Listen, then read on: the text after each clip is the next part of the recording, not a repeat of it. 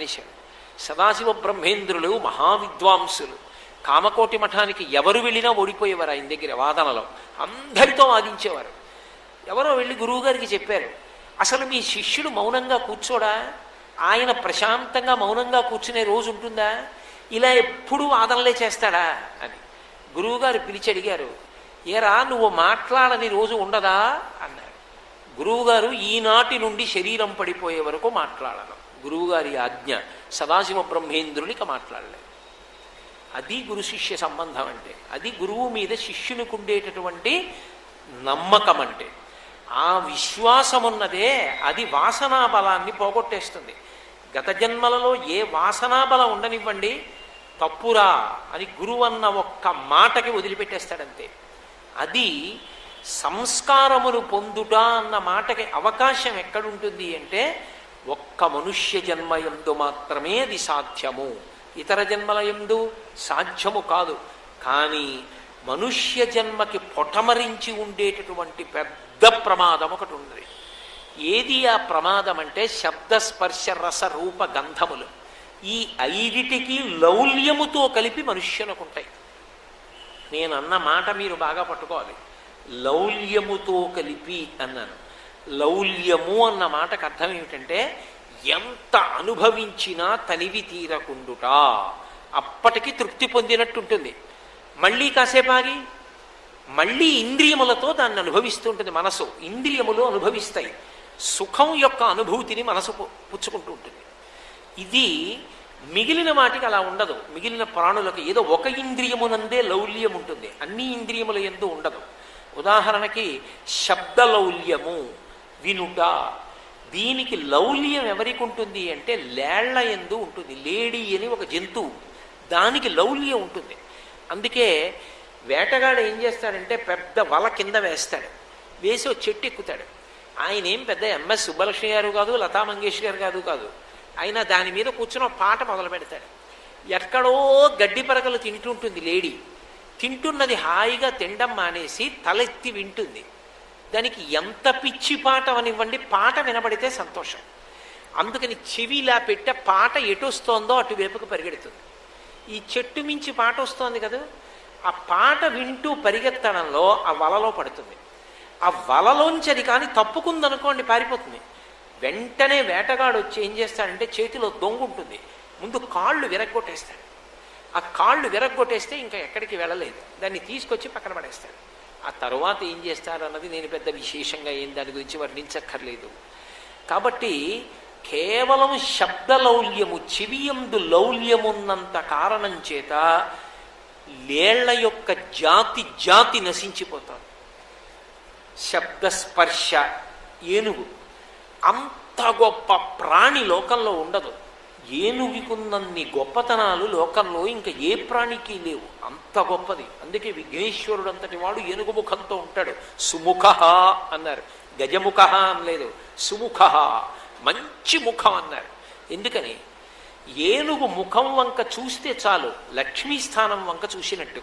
లక్ష్మీస్థానాల 5టిలో ఏనుగు యొక్క కుంభస్థలం ఒకటి. లక్ష్మీదేవి యొక్క అనుగ్రహం కలుగుతుంది. అందుకే మహావిద్వాంసులైన వాళ్ళని గజారోహణం చేయిస్తారు, ఏనుగు ఎక్కించి ఊరిరిగింపు చేయిస్తారు. కాబట్టి ఏనుగు సర్వోత్కృష్టమైన ప్రాణి కాదు.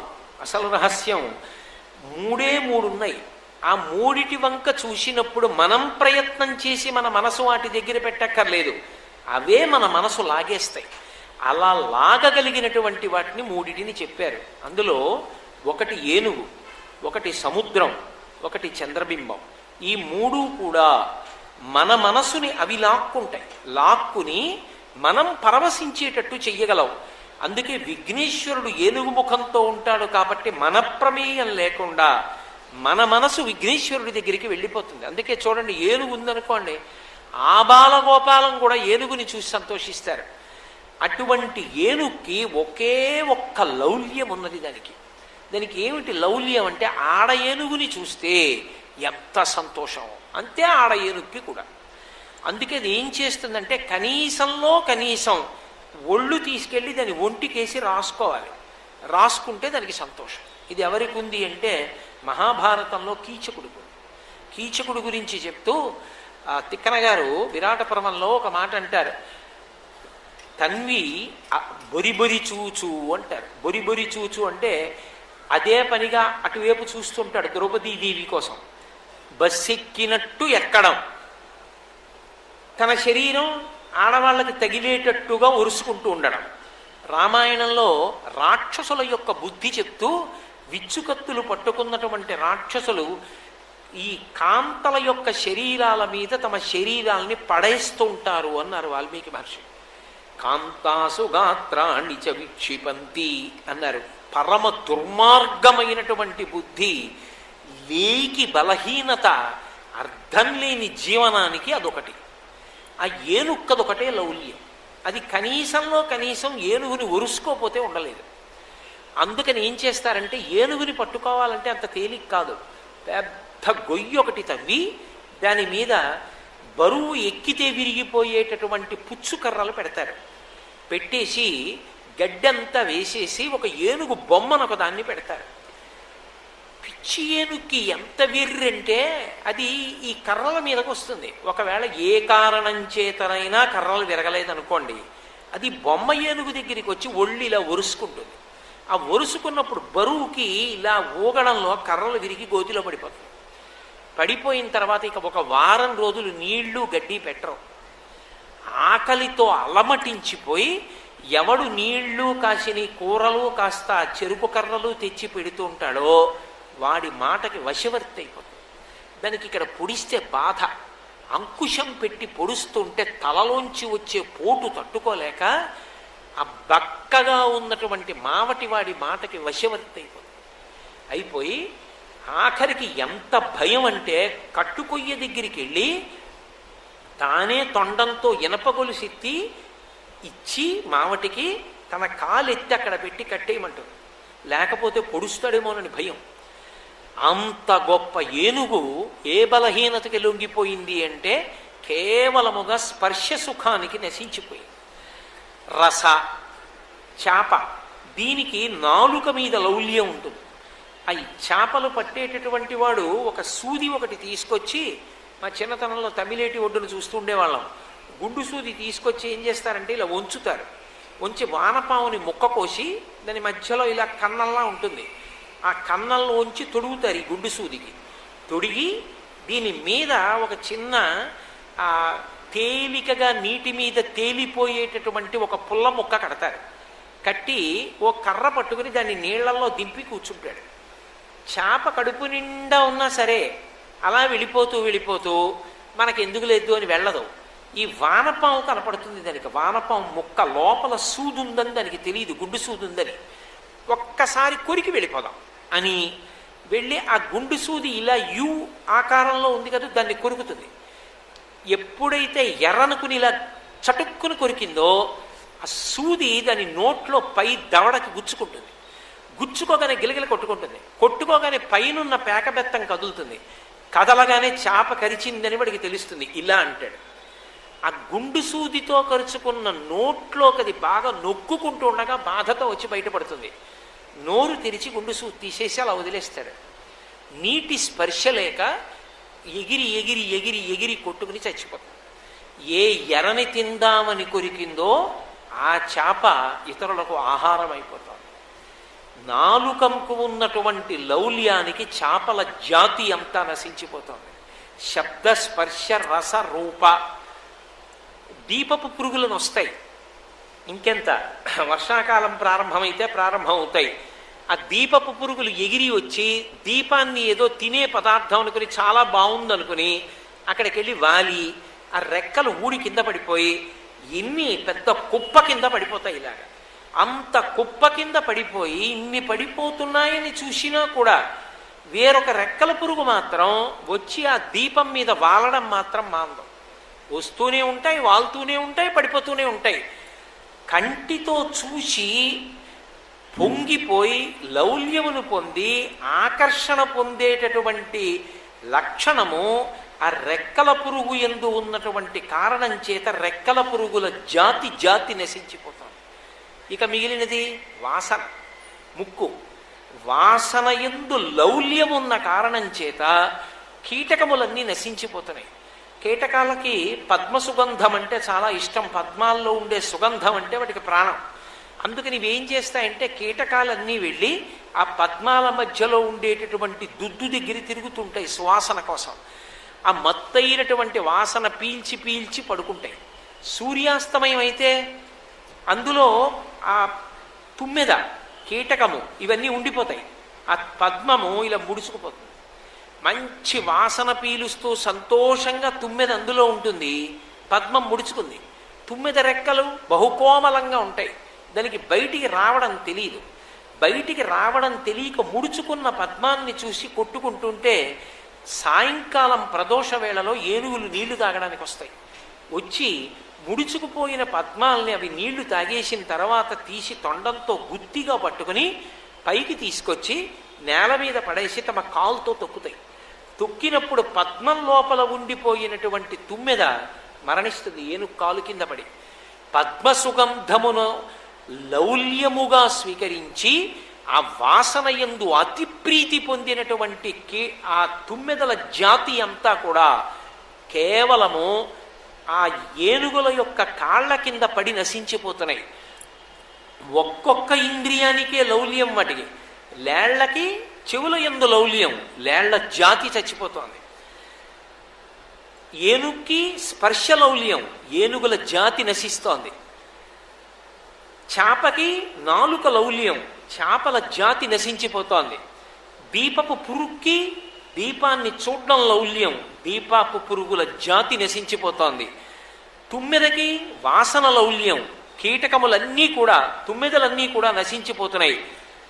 ఒక్కొక్క ఇంద్రియమునందు లౌల్యమున్న కారణం చేత ఒక్కొక్క జాతి పోతోంది. మనుష్యుని విషయంలో భగవంతుడు ఏం చేశాడంటే నరుణ్ణి చేసి అన్ని ప్రాణులలో ఉన్న తేజస్సుని వాడుకోగలిగిన శక్తినిచ్చి ఈ 5 ఇంద్రియములకు కూడా లౌల్యాన్ని పెట్టాడు. శబ్ద స్పర్శ రస రూప గంధములు 5టి యందు లౌల్యమే. ఆఖరికి వినడం అంటే ఎంత లౌల్యమో చెప్పలేను. అది ఆఖరికి ఇవాళ ఎంత దూరం వెళ్ళిపోతోందంటే ఆ లౌల్యమును నిగ్రహించుకోలేక కారు డ్రైవ్ చేస్తుంటాడు, ఏదో వింటుంటాడు. ఏదో 2 చక్రాల వాహనం మీద పెడతాడు, చెవుల్లో ఏదో పెట్టుకుని వింటుంటాడు. ఎలా వినపడుతుంది? పక్కవాడు చేసినటువంటి శబ్దం వినపడదు. ఎప్పుడు ఏదో తనకిష్టమైనవి అన్నవి వినడానికి యంత్ర పరికరాలని ఆధారం చేసుకుని ఎంతమంది పడిపోతున్నారు ఇవాళ. మనం ఎక్కడికి వచ్చాం, మనం ఏం చేయాలి, ఇలా ప్రవర్తించచ్చా అన్న బుద్ధి మనుష్య జన్మ యందు పొంది దాన్ని సక్రమంగా వినియోగించుకోమని పరమేశ్వరుడు ఇచ్చాడు. అది మానేసి మనం ఎక్కడికి వెళ్ళాం, ఎలా ఉండాలన్న దానితో సంబంధం లేదు, దానికి విరుద్ధంగా ప్రవర్తించడం. వెడుతున్నది ఒక చోటు నుంచి ఒక చోటుకి వెళ్ళడం కోసం క్షేమంగా ఒక వాహనాన్ని ఆధారం చేసుకున్నావు.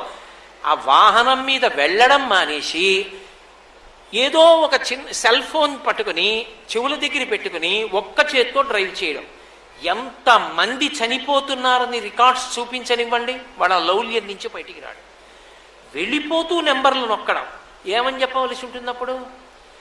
ఇన్ని లౌల్యాలు, మిగిలిన వాటికి ఒకదాని ఎందే లౌల్యము. ఎక్కడికొచ్చాడో అక్కడ అలా ఉంటాడా? ఉండడు. ఉపన్యాసానికి వచ్చినవాడు, ఉపన్యాసం వినేవాడు ఏం చేయాలి? బుద్ధిగా కూర్చోవాలి. అందరూ కూర్చుంటే వీడొక్కడు ఎందుకు తిరుగుతూ ఉంటాడు? ఇలా వాడు తిరగకపోతే ఇప్పుడు కొంపలు పడిపోతాయా? వాడు ఒక్కడు తిరుగుతుంటాడు. ఎందుకు అంటే ఎక్కడ ఎలా ఉండాలో అలా ఉండడం చేతకానితనం, సందర్భశుద్ధి లేకపోవడం. అసలు ముందు వాడు నేర్చుకుంటే వాడు కార్యకర్తగా మిగిలిన వాళ్ళకి ఏం చేయాలో నేర్చుకోవచ్చు. అసలు వాడికే తిరగకూడదన్న విషయం తెలియదు, వాడు కార్యకర్త ఏమిటి? సభలో వాడే నిర్వహణ చేస్తాడు. కాబట్టి ఎక్కడ ఎలా ఉండాలో తెలియనితనం ఏర్పడిపోతే దాన్ని లౌల్యం అంటారు, అర్థం లేని ప్రవర్తన. కాబట్టి శబ్ద స్పర్శ ముట్టుకోవడం విషయంలో లౌల్యం.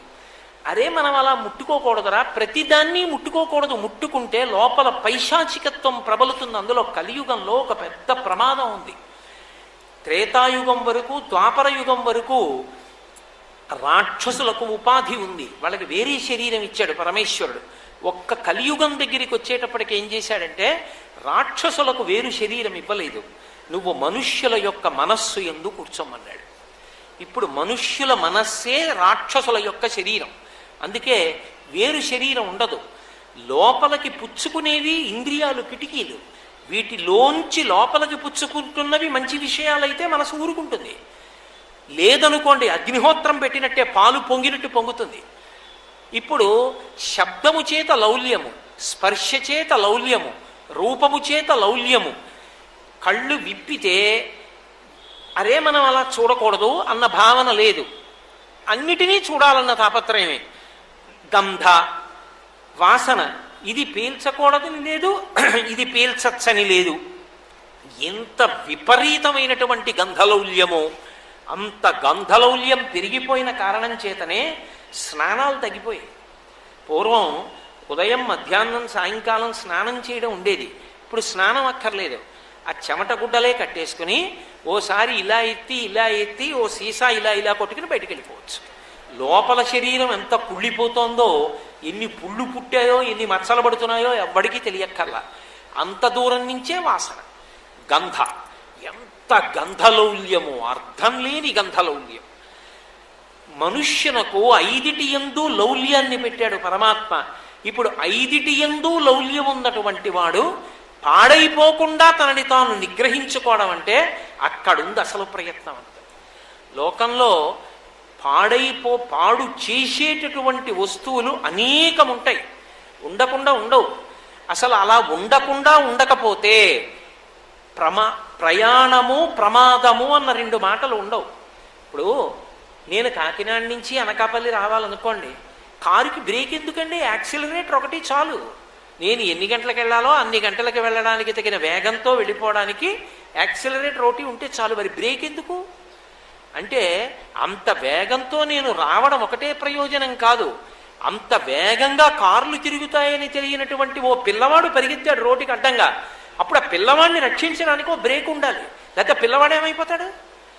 కారుకి పరిగెత్తడానికి యాక్సిలరేటర్తో పాటు అవసరమైతే ఆగడానికి బ్రేక్ ఎలా కావాలో, నిన్ను పాడు చేసేవి లోకంలో అనేకం కనపడుతున్నా వాటికి వశం కాకుండా ఉండడానికి లోపలి బ్రేకు సంస్కారం కావాలి. ఆ సంస్కార బలం లేదనుకోండి, అయిన దానికి కాండానికి అర్థం పర్థం లేకుండా ఇంకా విజృంభించిపోయి ఇక అయ్యో ఇలా నేను సుఖాన్ని అనుభవించచ్చా అన్న మాట ఉండదంతే. ఇంకా లోకంలో విచక్షణ అనేటటువంటిది పోతుంది. బుద్ధి విచక్షణతో ఆలోచించుట ఆ మాట ఉండదు. నేను మీతో అర్థం అవ్వడానికి అంతకన్నా సభలో వివరణ చెయ్యకూడదు కాబట్టి ఒక మాట చెప్తాను, మీరు అర్థం చేసుకుంటారు. పాలు అగ్నిహోత్రం మీద ఉంటే పొంగుతాయి తెలుసు. పాలు అగ్నిహోత్రం మీదే ఉండిపోయాయి అనుకోండి, పొంగిపోయిన పాలు ఏమైపోవాలి? ఆ పొంగిపోయి మళ్ళీ తమంత తాము వెనక్కి వెళ్ళవు. పొంగి పొంగి పొంగి పొంగి పొయ్యిలో పడిపోతాయి. ఎవరికైనా పనికొస్తాయా? ఎవ్వరికీ పనికిరావు. ఇంకా ఏ వయసునందు ఏది ఆశ్రయంగా బుద్ధికి ఇవ్వాలో అది ఇవ్వని నాడు ఉద్రేకాన్ని కల్పిస్తే చిట్ట చివరికి ఏమవుతుంది అంటే ప్రపంచంలోనూ దేశంలోనూ నిర్భయ చట్టాలు రావలసి ఉంటుంది. కారణం, మనసుకి ఇస్తున్న ఆశ్రయము మంచిది కాదు. ఈ మాట నేను చెప్పేటప్పుడు సామాజిక బాధ్యత గురించి కూడా నేను ఒక మాట చెప్పవలసి ఉంటుంది. పెద్దలకి కూడా ఓ కర్తవ్యం ఉంటుంది. అమాయకత్వంతో ఉన్నవాళ్ళు, యుక్తాయుక్త విచక్షణ లేనటువంటి వాళ్ళు మనసు పొంగి తప్పు చెయ్యకుండా ఉండాలి అంటే అటువంటి వాళ్ళ యొక్క మనసులు నిష్కారణంగా పొంగడానికి ఏవి కారణములో వాటిని చాలా విరివిగా దొరకకుండా నియంత్రించవలసినటువంటి అవసరం కూడా పెద్దల మీద ఉంటుంది. వీధిలోకెడితే కంటికి కనపడకూడనివి కనపడుతుండడం, దేవాలయం ఉన్నా, పిల్లలు చదువుకునే పాఠశాల ఉన్నా సరే వీధికి 2 వైపులా మద్యపానశాలలు ఉండడం, ఎవరు ఎలా బట్ట కట్టుకోవాలో అలా బట్ట కట్టుకోకుండా ఎవరు పడితే వాళ్ళు ఎలా పడితే అలా తిరుగుతుండడం, ఇవన్నీ చిట్ట చివరికి ఏం చేస్తాయంటే ప్రమాదాలు తీసుకొస్తాయి. అలా తీసుకురాకుండా ఉండాలి అంటే శాస్త్రాన్ని ఆశ్రయించాలి. శాస్త్రాన్ని ఆశ్రయిస్తే, నేను ఇందాక మీతో అన్నానే కారుకి యాక్సిలరేటర్ ఒకటే కాదు బ్రేక్ ఉండుట అని మీతో అన్నాను. అరే మనం అలా చూడకూడదు, అలా ప్రవర్తించకూడదు, నిగ్రహ శక్తి అలవాటు అవుతుంది. దానికే శాస్త్రమునందు ధర్మము అని పేరు. ఒకవేళ నీ మనసు పొంగింది కదా అని అవతల వాళ్ళ జీవితాలు పాడు చేసి సుఖాన్ని అనుభవించేటటువంటి పశుతత్వాన్ని మనిషి పొందకూడదు. మనుష్యుడు మనుష్యునిగా ప్రవర్తించాలి. ప్రవర్తించాలంటే దానికి ఒక్కటే కారణమవుతుంది, ధర్మము కారణమవుతుంది. ఆ ధర్మం ఒకటి కారణమైందనుకోండి. అందుకే మన శాస్త్రాలకున్న గొప్పతనం ఎక్కడుందంటే సమస్య చెప్పి ఎప్పుడూ వదిలిపెట్టవు, సమస్యకి పరిష్కారం చెప్తాయి. మనకి ఉపనిషత్ ఏమంటుందంటే మాతృవత్ పరదారేషు, ఇతర స్త్రీ నీకు కనపడింది, ఆమె యందు మాతృభావన చెయ్యి. పరద్రవ్యాణిలోష్ఠవత్, నీది కాదు ఇతరులది కనపడింది, బెడ్డ ముక్క అన్న భావన చెయ్యి. అలాగే ఎవరో ఒకడు కనపడ్డాడు, నీలో ఉన్న ఆత్మ అతనిలో ఉన్న ఆత్మ అనేటటువంటి భావనని నువ్వు సుస్థిరం చేసుకో మనసులో. ఇప్పుడు పరిష్కారం చెప్పింది. నేను నా మనసు ఎప్పుడైనా గాడి తప్పిందనుకోండి, తప్పి ఎవరో ఒక అందమైనటువంటి స్త్రీ కనపడింది, కనపడగానే అబ్బా ఆవిడ ఎంత బాగుందో అన్న బుద్ధి నా ఎందుకు కదిలింది అనుకోండి. ఒకవేళ నా మనసులో అటువంటి తరంగం వచ్చింది అనుకోండి, అవును అందంగా ఉండకపోవడమే. ప్రతిరోజు ఉదయం వేళ నువ్వు ఏ కంచి కామాక్షి పరదేవత పాద దర్శనం చేస్తావో, ఏ కామాక్షి పరదేవత పాదములు కడిగి తీర్థం పుచ్చుకుంటావో, ఏ కామాక్షి పరదేవత పాదములకు నమస్కారం చేస్తావో, ఆ అమ్మల గన్న యమ్మ ఇవ్వాల నీకు దర్శనమివ్వడానికి నీ ముందు ఆమెగా నించుంది. ఆమె పాదముల వంక చూడు అన్నారనుకోండి, వెంటనే మనసు పరమభక్తితో రెండు చేతులెత్తి ఆవిడ పాదాల వంక చూసి నమస్కారం చేసి నా తల్లి కామాక్షి అంటుంది. అప్పుడు రాత్రి 11 అవనివ్వండి 12 అవనివ్వండి, నోటి వెంట అమ్మా అని వస్తుంది. ఏమమ్మా ఒక్కరు నిలబడిపోయారు, ఏమైనా ఇబ్బందా? అయ్యా నాకు తెలియదు, ఫలానా చోట అవసరం ఉంది వెళదామని వచ్చాను, నాకేం తెలియదు, రెండమ్మా నేను దింపుతాను.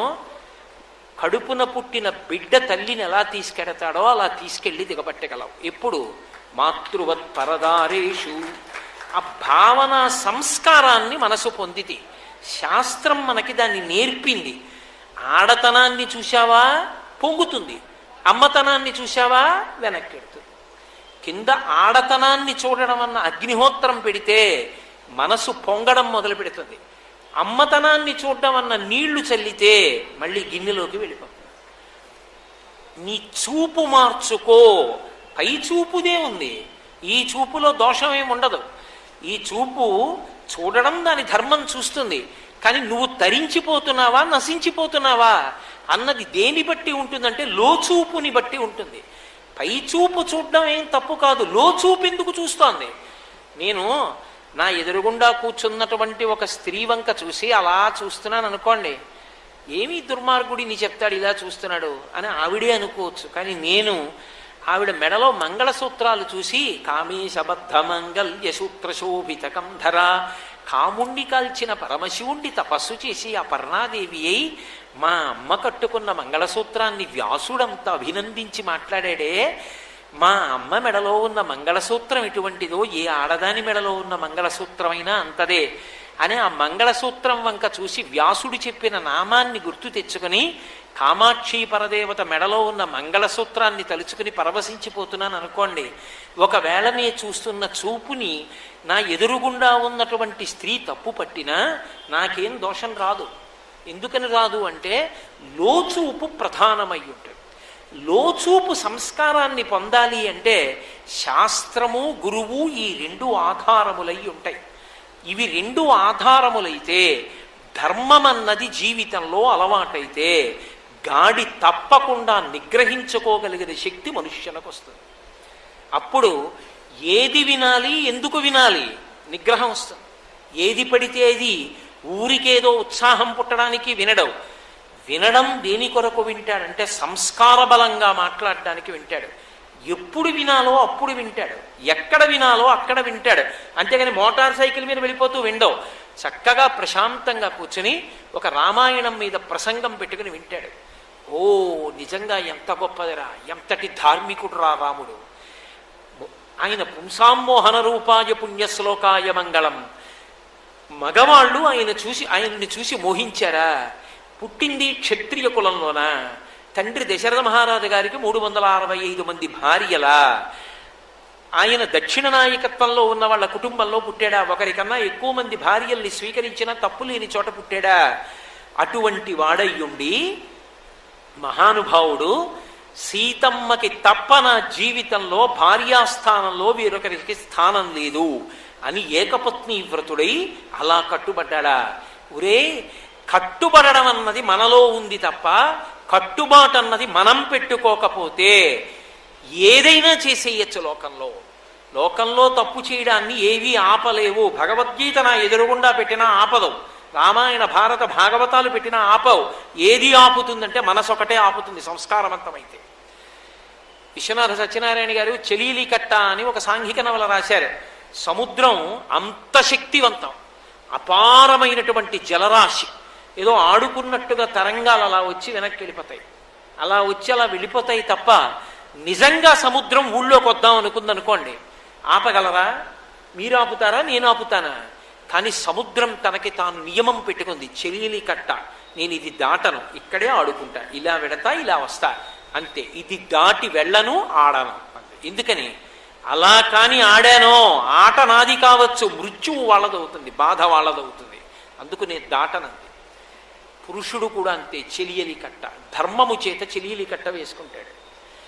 ఆయనకి శక్తి ఉండొచ్చు, ఐశ్వర్యం ఉండొచ్చు, ఎన్నైనా తెలిసి ఉండొచ్చు, కానీ నా జీవితమునందు భార్యాస్థానమునందు నేను భార్యగా చూసేది ఆమెనొక్కదాన్ని. మిగిలిన వాళ్ళందరూ జగదంబ స్వరూపాలే, నేను అలా చూడను. ఆ దృష్టి ఒకటి లోపల ఏర్పడిందనుకోండి, అభయ చట్టం వచ్చినట్టు. ఏ చట్టాలు అక్కర్లేదు, లోకమంతా ప్రశాంతంగా ఉంటుంది, ఎవరికీ ఏ ఇబ్బంది ఉండదు. అసలు ఆ సంస్కార బలము ఏర్పడడానికి కావలసినటువంటి విషయాలు అందించాలి. ఓ రామాయణం, ఓ భాగవతం, ఓ భారతం అందించకపోతే సంస్కారం ఎలా వస్తుంది మనసుకి? లోపల నుంచి మనసులోకి ఎడుతున్నవన్నీ దుష్ట స్వభావాలు, దుష్టగుణాలే అనుకోండి, లోపల మనసు మంచి సంస్కారం ఎందుకు పొందుతుంది? మనసుకి మంచి విషయాలు అందుతున్నాయి అనుకోండి, మంచిగా ఉండకుండా ఇంకోలా ఎలా ఉంటుంది? ఉండదు. కాబట్టి మాతృవత్ పరదారేషు పరద్రవ్యానిలోష్టవత్, దొంగతనం చెయ్యకుండా ఎందుకుండాలో చెప్పింది శాస్త్రం. ఇతరుల సొమ్ము నీకు ఈశ్వరుడిచ్చినది కాదు, అది ఎవరిదో, మరి ఎందుకు అక్కడుంది? కాసేపు అది పోయిందన్న బాధ వాళ్ళకి కల్పించి, ఆ పోయిందన్న బాధ పొందడం చేత వాళ్ళు గత జన్మలలో చేసిన పాపాన్ని పోగొట్టడానికి ఆ పోయిందని కిందకి జారేట్టు చేశాడు. అది మళ్ళీ వాళ్ళకి అందించేయాలి, అది నీ కర్తవ్యం. అంతేకాని పడిపోయింది కదా అని నువ్వు తీసుకుపోయినా, పక్కింట్లోంచి పట్టుకుపోయినా, అప్పటికి ఎవరికీ తెలియకపోవచ్చు, నీకు సంతోషంగా ఉండొచ్చు, కానీ 1000 నేత్రములతో చూడగలిగిన వాడు ఒకడు ఉన్నాడు. వాడు దొంగతనానికి అలవాటు పడిన నీకు మనుష్య జన్మ ఎందుకని కుక్క జన్మనిస్తే ఏమైపోతాను? కాబట్టి వద్దు. అది బెడ్డ. నేను అలా రోడ్డు మీద పెడుతున్నప్పుడు ఎన్నో బెడ్డలు కనబడతాయి, అవన్నీ బస్తాల్లో వేసుకుని, హోటల్ కట్టుకుని, కారులో వేసుకుని కాకినాడ పట్టుకెడతానా? నేను పట్టుకెళ్ళను. నాకు అని ఇచ్చినదైతే అదొక్కటే కదూ నేను పట్టుకెళ్ళేది, యజమానిగా పట్టుకెడతాను తప్ప దొంగగా తీసుకెళ్ళను. కాబట్టి పరద్రవ్యానిలోష్టవత్. అలాగే ఇతరులలో ఉన్న ఆత్మ నీలో ఉన్న ఆత్మకు భిన్నము కాదు. నేను ఒకరిని ఒక మాట అంటే వారు ఎలా బాధపడతారు అన్నదానికి ముందు వాళ్ళు నన్ను అలా అంటే అని ఆలోచించాలి. వాళ్ళు నన్ను ఆ మాట అన్నారనుకోండి, నేను ఎంత బాధపడతాను. కాబట్టి నేను వాళ్ళని ఆ మాట అన్నం. అలా నేను పాపం మూట కట్టుకోను. హింస కొట్టే చెయ్యక్కర్లేదు, మాటతో కూడా చెయ్యొచ్చు. కాబట్టి నీ చెయ్యనా పాపం అనుకున్నాడు అనుకోండి, ఇప్పుడు అసలు దోషం ఎందుకు చేస్తాడు? ఉపనిషత్తులో చెప్పిన 3 వాక్యాలు చాలు. అన్ని చోట్ల విద్యాగ్రంథాలతో పాటుగా సంస్కారమును నేర్పడానికి వీటి గురించి కూడా చెప్పారనుకోండి, ఎందుకు జరుగుతుంది అరాచకత్వం? మనసులలో నాటుకుందనాడు జరగదు. ఈ సంస్కారమును పొందగలిగిన వాడు మనుష్యుడు ఒక్కడే. అందుకే మనుష్యుడు దేని చేత తరిస్తాడంటే ధర్మము చేత తరించిపోతాడు. ఆ ధర్మమును మనుష్యును ఆశ్రయించనంతసేపు చెలియలి కట్ట దాటగలిగినటువంటి సముద్రం, ధర్మాన్ని పట్టుకున్నటువంటి వాడు చెలియలి కట్టని గౌరవించినటువంటి సముద్రం. చెలియలి కట్టని గౌరవించడము వచ్చినటువంటి సముద్రము అన్న మాటకు అర్థం ఏమిటి? అది ఏ ఇతరులను కూడా బాధ పెట్టేది కాదు. కానీ చెలియలి కట్టని దాటడం అలవాటైపోయినటువంటి సముద్రం ఖచ్చితంగా ఊళ్ళో ఉన్న వాళ్ళందరినీ కూడా ఆస్తి నష్టం, ప్రాణ నష్టం చేసి బాధ పెట్టగలుగుతుంది. దానికి అది క్రీడ కావచ్చు, కానీ ఇతరులు బాధపడతారు. అందుకే ధర్మాన్ని ఆలంబనం చేసుకోవాలి. జీవితానికి ప్రధానమేది ధర్మము. ధర్మము అన్న మాటకే పర్యాయ పదము భక్తి. భక్తి అంటే గోనె బస్తాలతో మారేడు దళాలు తీసుకురావడం, పూలదండలు తీసుకురావడం, పుష్పాలు తీసుకురావడం, పరమేశ్వరుడికి పూజ చేయడం, దాన్ని భక్తి అనరు. భక్తి అని ఎవరినంటారంటే, ఒక ఉదాహరణ చెప్తుంటారు. వెనకటికి ఒక భూస్వామి ఉండేవాడు. ఆయన దగ్గర 2 పాలేర్లు ఉండేవారు. 2 పాలేర్లలో ఒక ఆయన ఎప్పుడు దగ్గర కూర్చుని, అయ్యా మీరు ఎంత గొప్పవారండి, మీరు ఇంద్రుడండి, చంద్రుడండి, ఉపేంద్రుడండి అని పొగుడుతుండేవాడు. ఇంకొక పాలేరుని పిలిచి, యజమాని ఒరే ఇలా వచ్చి కూర్చో, కాసేపు నీతో మాట్లాడాలి అంటే, ఉండండి మీకేముంది అయ్యగారు, పాలు తాగి హాయిగా కూర్చుని కబుర్లు చెప్తారు, అవతల దూడలు వదలాలి, పాలు తీయాలి, నేను ఇప్పుడు కూర్చుని ఉత్త కబుర్లు ఆడడం కుదరదండి అని వెళ్ళిపోతాడు. ఉత్త కబుర్లు మీతో ఆడుతూ కూర్చోవడం కుదరదండి, నేను పాలు తీయాలని వెళ్ళిపోయినటువంటి పాలేరుని యజమాని ఇష్టపడతాడా? ఏ పని చేయకుండా పక్కన కూర్చుని ఊరికే పొగుడుతున్నటువంటి వాడిని ఇష్టపడతాడా? పని చేసిన పాలేరుని యజమాని ఇష్టపడతాడు. అలాగే కూర్చుని ఊరికే స్తోత్రాలు చేసేసి పువ్వులు వేసేస్తానంటే పరమేశ్వరుడు సంతోషపడిపోడు. కర్తవ్యతానిష్టతో ధర్మ పరిపాలన చేసిన వాడిని ఇష్టపడతాడు. అంటే భగవంతుడు ఏది చెప్పాడో అది చేసిన వాడెవడున్నాడో వాడు ధర్మాన్ని పట్టుకున్నవాడు. భగవంతుడు విహిత కర్మ చెప్పాడు, నిషిద్ధ కర్మ చెప్పాడు. ఒరే నీకు 5 ఇంద్రియాలు ఇచ్చాను, సుఖం అనుభవించు, నేను వద్దంటలేదు, చక్కగా అనుభవించు. నీకు వీణ వినాలనుందా, సాంబశివాయనరే అని రాజోపచారాల్లో కీర్తన చేస్తుంటే చక్కగా విను. అదేంటి, నీకు పాట వినాలనుందా, భగవంతుడి దగ్గర కూర్చుని నీ కూతురే కూర్చుని నువ్వు పూజ చేసుకున్న తర్వాత వచ్చి ఆ కామాక్షి పరదేవత మీద కంజదలాయతాక్షి అని కీర్తన చేస్తుంటే మురిసిపో. నీకు మృదంగం వినాలనుందా, మంచి మృదంగాన్ని నీ కొడుకు వాయిస్తుంటే భగవంతుడి మ్రోల కూర్చుని ఇది భగవంతుడిచ్చిన అనుగ్రహం అని చెప్పి విను, వచ్చిన ఇబ్బంది ఏం లేదు. లౌల్యములకు కట్టుబడకు, భగవత్ ప్రసాదంగా అనుభవించడం నేర్చుకో.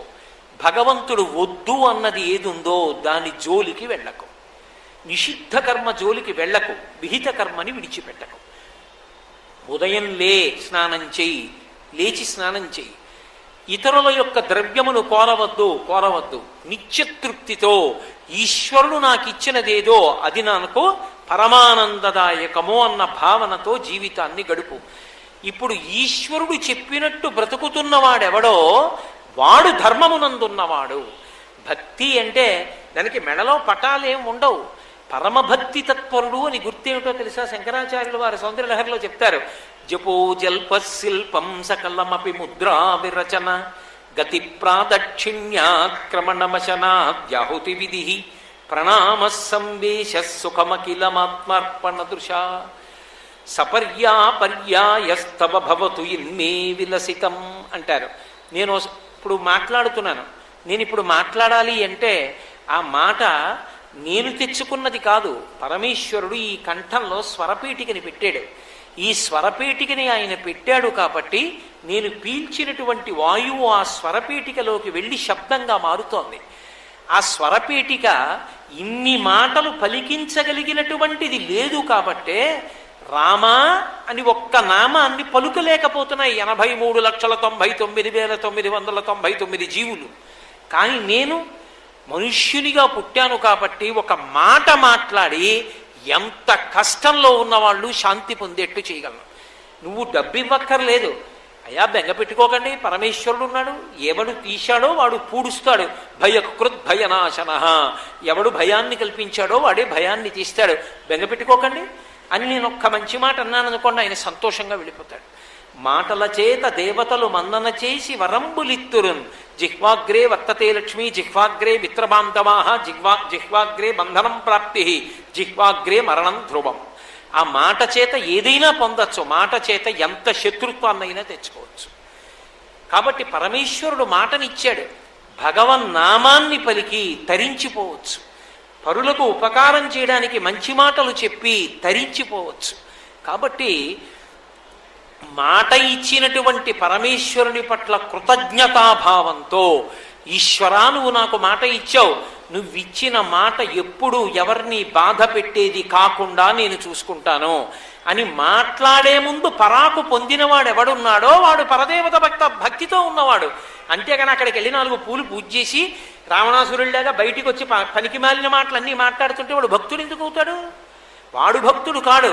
అరే, ఈ మాట నాకు ఇచ్చిన వాడు ఒకడు ఉన్నాడు, వాడు రేపు పొద్దున్న అడుగుతాడు, ఇంకో 20 ఏళ్ల తర్వాత అయినా వదిలేని శరీరాన్ని వదిలేసినప్పుడు ఎలా ఎందుకు అలా మాట్లాడావు ఆ రోజు నన్ను అడుగుతాడు. అప్పుడు నేను చెప్పుకోవద్దు జవాబు. కాబట్టి అది ధార్మికమైతే మాట్లాడతా, ధర్మం కాకపోతేనే మాట్లాడడం అన్నాడు అనుకోండి. ఇప్పుడు అది భక్తి. జపో జల్ప శిల్పం, మాటల చేత భక్తి. సకలమపి ముద్రా విరచన, నా చేతులు కాళ్ళు ఏవి కదిలినా అనవసరంగా ఎవరికి భయం కలగకూడదు. ఇలా నేను అనకూడదు నా జీవితంలో అనుకుని, ఎంతమందో శరీరావయవాలు కదలక బాధపడుతున్నారు, నా అదృష్టం కదులుతున్నాయి, పరదేవతానుగ్రహం అనుకున్నాను అనుకోండి. నేను కదిపేటప్పుడు అమ్మవారిని జ్ఞాపకం తెచ్చుకుంటాను. అప్పుడు ఆయన శరీర కదలికలన్నీ భగవత్ సంబంధమైన ముద్రలే. ఇలా ఏది చేస్తున్నా వెనక భగవంతుని యొక్క అనుగ్రహాన్ని జ్ఞాపకం చేసుకుని బ్రతికిన వాడెవడో వాడు ప్రతినిత్యము ఉత్సవం చేస్తున్నాడు. వెంకటేశ్వర స్వామి వారి కొండకెళ్ళి 7 కొండలెక్కి అష్టదళ పాదపద్మారాధన టికెట్ కొనుక్కుని దర్శనం చేసిన వాడే అష్టదళ పాదపద్మారాధన సేవ చేసిన వాడు కాడు. ఎవడు నిత్యము సేవ చేస్తున్నాడంటే మనమే అడుగుతాం. అహం దూరతస్తే పదంభోత జుగ్మ ప్రణామిచ్చయా గచ్చ సేవాంకరోమి సకృచ్చేవయా నిత్య సేవాఫలం తం ప్రయచ్చ ప్రయచ్చ ప్రభో వెంకటేశ అంటాం. నిత్య సేవాఫలం తం ఇవాళ చేయడం కాదు అష్టదళ పాద పద్మారాధనం, ప్రతిరోజు ప్రతిక్షణం నీ చేసేటట్టుగా చేయనన్ను. ఎలా చేస్తావు? మనస్సు అనేటటువంటి పుష్పాన్ని ఈశ్వరుడి పాదముల దగ్గర పెట్టు. అహింసా ప్రథమం పుష్పం పుష్పమింద్రియ నిగ్రహ సర్వభూత దయా పుష్పం క్షమా పుష్పం విశేషత జ్ఞాన పుష్పం ధ్యాన పుష్పం తప పుష్పం తు సప్తమం సత్యమష్టవిధం పుష్పం విష్ణో ప్రీతికరం భవేత్. ఈ గుణములు అలవాటు చేసుకో, నువ్వు ప్రతి క్షణం అష్టదళ పాద పద్మారాధనం చేస్తున్నవాడివి. కాబట్టి ధర్మము ఈశ్వరుడు చెప్పినట్లు బ్రతుకుట, ఈశ్వరుడు చెయ్యవద్దు అన్నదాన్ని చెయ్యకుండా ఉండుట. చెయ్యకుండా ఉండడం కారుకి బ్రేకు, చెయ్యగలగడం యాక్సిలరేటర్. లోపల నీ ప్రయాణం క్షేమం, చేరుకునేది పరమేశ్వరు. ఇది సాధ్యమవడానికి ధర్మాన్ని ఊతంగా ఎవడు పుచ్చుకుంటాడో వాడు మనసు ప్రలోభపడేటట్టు, మనసు ఉద్రేకం పడేటట్టు వాడి ఇంద్రియములు వాడి విషయంలో చెయ్యలేవు. ఎందుకో తెలుసా? రామాయణం చదువుకున్నాడు, రాముడు ఎలా బ్రతుకుతాడో నేర్చుకున్నాడు. రాముడు ఒక మాట అంటాడు, కులీనవ కులీనం వా శుచిం వా యదివా శుచిం చారిత్రమేవ వ్యాఖ్యాతి వీరం పురుషమానినం అంటాడు. ఒక చోట అంటాడు, ఒకడు మంచివాడా ఒకడు చెడ్డవాడా అన్నదాన్ని దేని బట్టి నిర్ణయించాలి? ఎవడో ఏదో సంతోషం కొద్దీ పొగిడాడని కాదు, ఎవడో మనసులో అక్కసు పెట్టుకుని తిట్టాడని కాదు. దేని బట్టి నిర్ణయించాలో తెలుసా? వాడి ప్రవర్తనని బట్టి నిర్ణయించాలి. ఆయన ఎలా ప్రవర్తిస్తూ ఉంటాడు, ఆయన ప్రవర్తన ఎప్పుడు ఎలా ప్రవర్తించినా అది ధర్మమునకు కట్టుబడుతుంది. రాముడికి ఏది ఇష్టమో తెలుసా? జీవితంలో చాలామంది సీతమ్మ ఇష్టం అనుకుంటారు, కాదు. తండ్రి పోయినా, సీతమ్మ దూరమైనా, ఇంకొక కష్టం వచ్చినా రాముడు నిత్యతృప్తుడు. అందుకే నవమి నాడు పుడతాడు. ఎంత పెట్టి దేన్ని హెచ్చవేసినా 9 రావాలి. అది నవమి తిథి యొక్క గొప్పతనం. 9 9 1 9, 9 2 18, 8 1 9, 9 3 27, 7 2 9, 9 4 36, 6 3 9, 9 5 45, 4 5 9. రాముడికి కష్టం రానివ్వండి, సుఖం రానివ్వండి, సంతోషంగా ఉంటాడు. దేనికి సంతోషంగా ఉంటాడో తెలుసా? ఒకటే కారణం, నా ధర్మం నేను నెరవేర్చానా అదొకటే చూసుకుంటాడు. నేను ఇవాళ సంధ్యావందనం చేశానా సంతోషం, నేను ఇవాళ శాస్త్రంలో చెప్పిందే చెప్పానా సంతోషం, నేను ఇవాళ భగవంతుడు చెప్పినట్టే బ్రతికాను కదూ, నేను ఎక్కడ ఆయన చెయ్యొద్దన్నది చేయలేదు కదూ, ఆయనకి సంతోషం. మిగిలినవి వస్తాయి జీవితంలో, ఉత్థాన పతనాలు. ఈశ్వరుడు ఉన్నాడు, నా ధర్మానుష్ఠానము నన్ను రక్షిస్తుంది. ధర్మం అన్న మాట రాముడు జీవితంలో ఒకే ఒక్క చోట ఒక్కసారి వదిలేస్తే 2 కాండలు లేవు. రాముడు సుగ్రీవుడితో స్నేహం చేయడం మానేసి వాలితో స్నేహం చేస్తే వాలికి రావణాసురుడికి ఒప్పందం ఉంది. వాలంటే మహాభయం రావణాసురుడికి. తోకకి చుట్టి 4 సముద్రాల్లో ముంచాడు. అంతటి మహాబలవంతుడు. చిటికేస్తే పరిగెత్తుకొచ్చి సీతమ్మని ఇచ్చేస్తాడు. కానీ వాలి చచ్చిపోతూ అడిగాడు, ఎందుకు నాతో స్నేహం చేయలేదు, సీతమ్మని ఇప్పిద్దును కదా అన్నాడు. ధర్మం తప్పిన నీతో స్నేహం కన్నా ధర్మంలో ఉన్న నీ తమ్ముడు నాకు ఇష్టం, అందుకే ధర్మం ఎక్కడుందో అక్కడ నిలబడ్డానన్నాడు. రామో విగ్రహవాం ధర్మ. ఇంకో 2 కాండలు వెళ్ళాయి, సుందరకాండ, యుద్ధకాండ. 2 కాండలు గడిచినా సరే ధర్మమే నాకు కావాలని మనుష్యునిగా పుట్టిన రాముడు నిలబడ్డాడు కాబట్టే ద్వాపరయుగం దాటిపోయిన తర్వాత కలియుగంలో కూడా వాడవాడలా రామాలయాలు, రామనామము అలాగే ఉండిపోయి ధర్మము చేత మనిషి తరిస్తాడు. ధర్మమే నీకు నిగ్రహ శక్తినిస్తుంది. రాముడు ఎక్కడ తప్పు చెయ్యలేదు అని అనకూడదు. తప్పు రామాయణం బాగా చదవండి. రాముడు కూడా తప్పులు చెయ్యబోయాడు, ఎన్నో చోట్ల చేయబోయాడు రాముడు. ఒకానొకప్పుడు రాముడికి పిచ్చి కోపం వచ్చేసింది సీతమ్మ కనపడకపోతే. ఈ లోకాలన్నిటినీ లయం చేస్తాను, దేవతలు కూడా నరవడం, నా నారాచ బాణ ప్రయోగం చేస్తున్నాను లక్ష్మణ అని బాణం తీసి సంధించబోయాడు. నిజంగా అది చేస్తే విద్య నేర్పిన వశిష్ఠుడు విశ్వామిత్రుడు తలంచుకుని ఉండేవాడు. తన భార్య కనపడకపోతే ఇంతమందిని శిక్షిస్తాడా? లక్ష్మణస్వామి వచ్చి కాళ్ళ మీద పడ్డాడు. కాళ్ళ మీద పడి, అన్నయ్య చెయ్యొచ్చా ఇలా? చెయ్యకూడదు. చంద్రే లక్ష్మి, చంద్రుడికి కాంతి ఎలా ఉంటుందో, సూర్యుడికి ప్రభ ఎలా ఉంటుందో, నీకు తైచానుత్తమం యశాహ, మంచివాడు ధర్మం తప్పడని నీ నడవడి చేత కీర్తి ఉంది. మచ్చొస్తుందన్నయ్య. ఒక్కసారే ధర్మం తప్పినా నీ నడవడి మొత్తం మీద రాముడు ఒక్కసారి ధర్మం తప్పి బాణాలు వేశాడంటారు. వద్దన్నయ్య, ధర్మాన్ని వదిలిపెట్టద్దన్నయ్య అన్నాడు. అంతే. తమ్ముడా, నువ్వు చెప్పిన మాట నిజం రా అన్నాడు.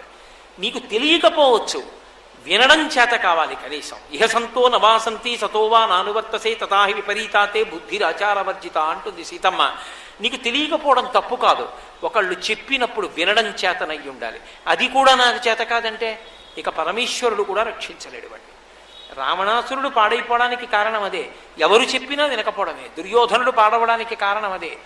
జానామి ధర్మం నచమే ప్రవృత్తి, జానామ్యధర్మం నచమే నివృత్తి, తదాపి శోకేన హృది స్థితేన యథా ప్రవృత్తోస్మి తథా కరోమి అన్నాడు. నాకు తెలియదా ధర్మం ఏమిటో? తెలుసు, నేను చదువుకున్నాను, నాకు ఇష్టం ఉండదు అది చెయ్యాలని.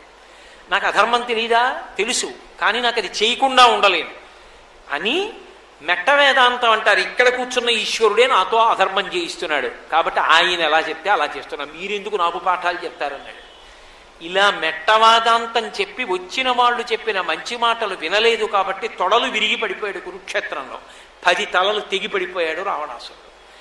తెలియకపోవడం ఎప్పుడూ తప్పు కాదు.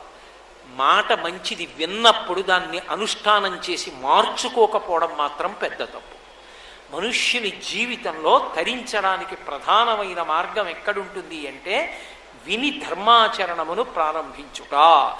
ధర్మాచరణము చేత తృప్తిని పొందాలి, అంతేకాని ఎంత ఉంది అన్న దాని పట్ల తృప్తి కాదు.